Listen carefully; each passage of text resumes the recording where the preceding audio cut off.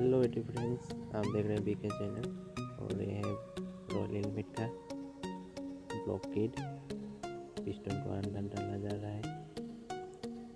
Ring होती है ना, वो नया है, पिस्टन भी नया है, ब्लॉक भी नया है। तो हम देख सकते हैं बहुत ही हार्ड है, टॉप भी है। पिस्टन को डालना, तो पिस्टन को डाल दी। पिस्टन को डाल के थोड़ा बाहर निकलाना होता है क्रैंक से जोड़ने के लिए।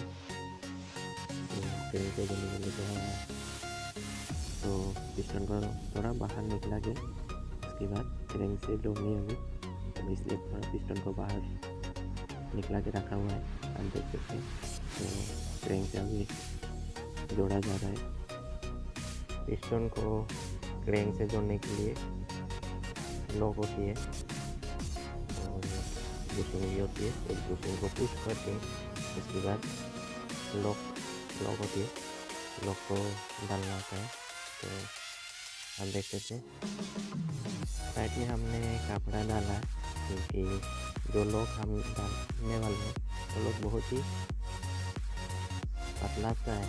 तो अंदर गिर जाने से वो निकलना बहुत ही मुश्किल है। तो साइड में कपड़ा डाल दिया, लॉक को डालते टाइम कोई फिसल के अंदर ना गिरे, इसलिए देखते थे लॉक डाल दी, अभी सेट है। फिर पिस्टन को चेक किया जा रहा है कि किक को प्रेस करके, देख सकते हैं किक को प्रेस कर रहा है तो पिस्टन को आ रही है, परफेक्ट सेट है। तो पिस्टन को टॉप में ला जा रहा है, टॉप तो देख सकते हैं हल्का सा प्रेस करके पिस्टन को टॉप में लाया जा रहा है। आगे पिस्टन टॉप, अभी ऊपर क्लीनिंग अच्छी तरह से क्लीनिंग करके फिर गास्केट को डाला जाएगा। ना बहुत ही ज़रूरी है, क्योंकि वहाँ पिस्टन अप एंड डाउन होती रहती है।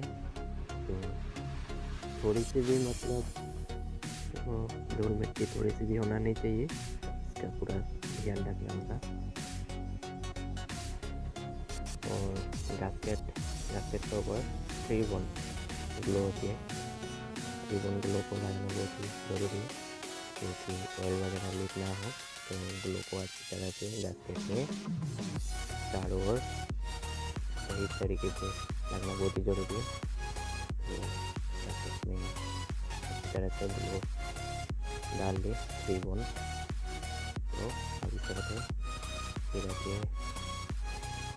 ये हेड है, हेड को भी सही तरह से क्लीनिंग करना बहुत ही ज़रूरी है। अच्छे से साफ सुथरा कपड़ा से पूरा क्लीनिंग कर दी, और हेड भी ब्लॉक के ऊपर सेट करेंगे। हम देखते हैं अभी हेड भी डाल दी, हेड भी सेट है। अगर वीडियो अच्छा लगे तो मेरे चैनल को सब्सक्राइब जरूर कीजिएगा।